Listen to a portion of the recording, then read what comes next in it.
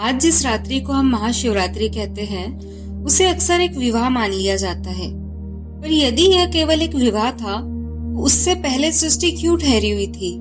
यदि यह केवल एक प्रेम था, तो इसके लिए युगों की प्रतीक्षा क्यों की गई? यह केवल एक किसी कथा का वर्णन नहीं, यह उस क्षण की अनुभूति है जब चेतना और ऊर्जा पहली बार संतुलन में आई।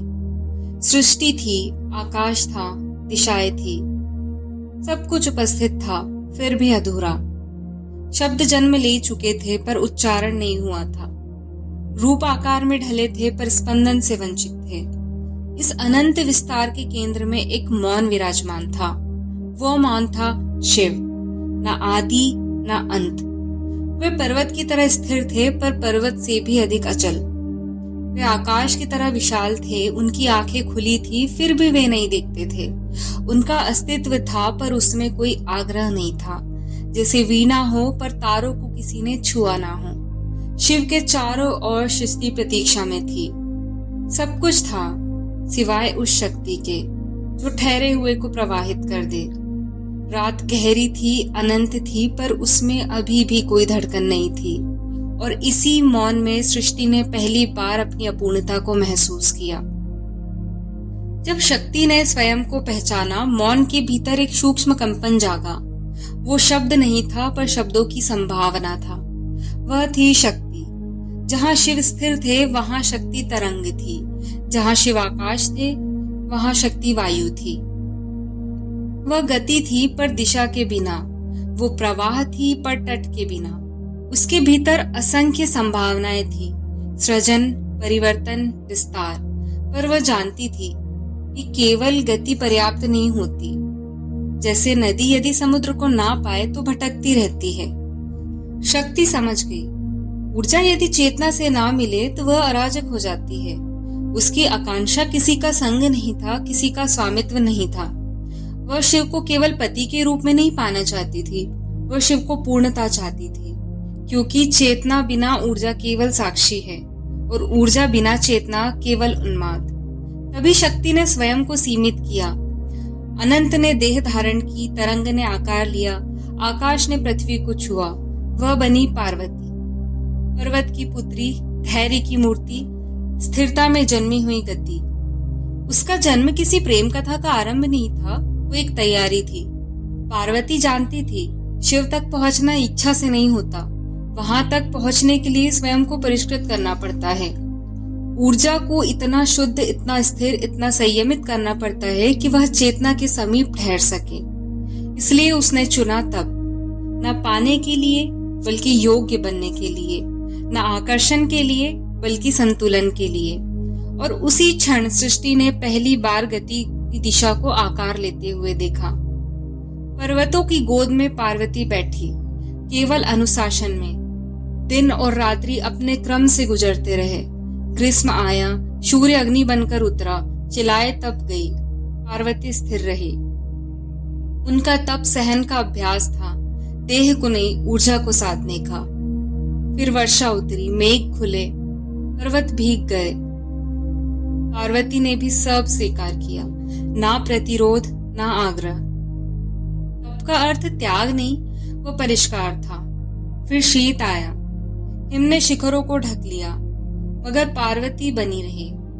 उनकी साधना किसी सृष्टि के लिए नहीं थी, किसी स्वीकृति के लिए नहीं थी।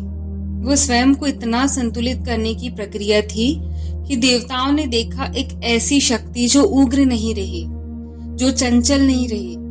तरंग अब टूटती नहीं थी, वेग अपने भीतर सिमट चुका था। शक्ति अब बहने को नहीं, ठहरने को सक्षम हो गई थी। पर आकाश अब भी मौन था। सृष्टि अब भी प्रतीक्षा में थी। ऊर्जा शुद्ध हो चुकी थी पर उत्तर अभी भी नहीं आया था। उत्तर जो मौन में छिपा था। शिव का उत्तर ना देना अस्वीकार नहीं था, यह उदासीनता भी नहीं थी, ये रक्षा थी। क्योंकि शिव जानते थे यदि चेतना और ऊर्जा असंतुलित मिले तो सृष्टि बिखर जाएगी। इसीलिए शिव रुके रहे। उन्होंने परीक्षा नहीं ली, उन्होंने समय दिया। समय जो हर आवरण को गिरा देता है, जो हर दिखावे को थका देता है। यदि यह तब केवल एक आकांक्षा होता तो वो बुझ जाता। यदि ये तप केवल आग्रह होता तो वो टूट जाता, पर शक्ति और अधिक मौन हो गई। उसकी तरंगे धीमी होती गई, उसका वेग स्वयं में सिमटने लगा। शिव देखते रहे बिना दृष्टि के, वे सुनते रहे बिना श्रवण के। मौन गहरा होता गया, काल स्वयं ठहरने लगा। देवता प्रतीक्षा में थे, दिशाएं स्थिर थी, तत्व सांस रोके खड़े थे। सृष्टि जानती थी कुछ घटित होने वाला है, पर अभी नहीं। अभी संतुलन पूर्ण नहीं हुआ था और इसीलिए शिव अब भी मौन थे और इसी मौन में पूरा ब्रह्मांड प्रतीक्षा कर रहा था। वह रात्रि जो गर्भ बन गई, वह रात्रि जो साधारण नहीं थी, ये अंधकार से भी गहरी थी, इतनी गहरी कि प्रकाश की स्मृति भी उसमें विलीन हो गई। न तारे चमके, न दिशाएं पहचानी गई, आकाश ने अपनी सीमाएं खो दी। ये उत्सव की रात्रि नहीं थी, यह संक्रमण की रात्रि थी। जैसे बीज मिट्टी में पूरी तरह गुम हो जाता है अंकुर बनने के पहले। सृष्टि स्वयं को समेट चुकी थी, ध्वनियां मूल तक लौट गई, तरंगे शांत हो गई और उसी गर्भ जैसे अंधकार में एक सूक्ष्म परिवर्तन घटा। शिव जिनका ध्यान बाहर नहीं था, अब भीतर और गहराई से उतरे। यह जागरण नेत्रों का नहीं था, यह स्पंदन का था। चेतना अब केवल साक्षी नहीं रही, वह स्वयं को आधार देने लगी। उधर शक्ति जो तप में स्थिर हो चुकी थी, अब तरंग नहीं रही, वह रेखा बन गई थी, लय बन गई थी। उसकी गति अब दिशा को खोज नहीं रही थी, वह स्वयं दिशा बन चुकी थी। ऊर्जा चेतना के समीप ठहर गई, न स्पर्श न शब्द, केवल पूर्ण सामंजस्य। जैसे श्वास और शांति एक हो जाए, जैसे आकाश अपने ही केंद्र में विलीन हो जाए। उस रात्रि कुछ नया नहीं जोड़ा गया, उस रात्रि केवल संतुलन स्थापित हुआ और उसी संतुलन में सृष्टि ने पहली बार धड़कन को अनुभव किया, जो कभी विभक्त था ही नहीं। यह मिलन दो का एक होना नहीं था, यह स्मरण था। जैसे लहर समुद्र को पहचान ले, जैसे अग्नि अपने ताप को स्वीकार कर ले। शिव और शक्ति कभी पृथक थे ही नहीं, वे केवल अलग अलग अनुभव किए गए थे। चेतना ऊर्जा को थामने लगी, ऊर्जा चेतना में विश्राम करने लगी। ना कोई अधिग्रहण हुआ, ना कोई समर्पण, केवल स्वीकृति। और उसी स्वीकृति में प्रवाह जन्मा। अब गति उन्माद नहीं थी, वह लय थी। अब स्थिरता जड़ता नहीं थी, वो आधार थी।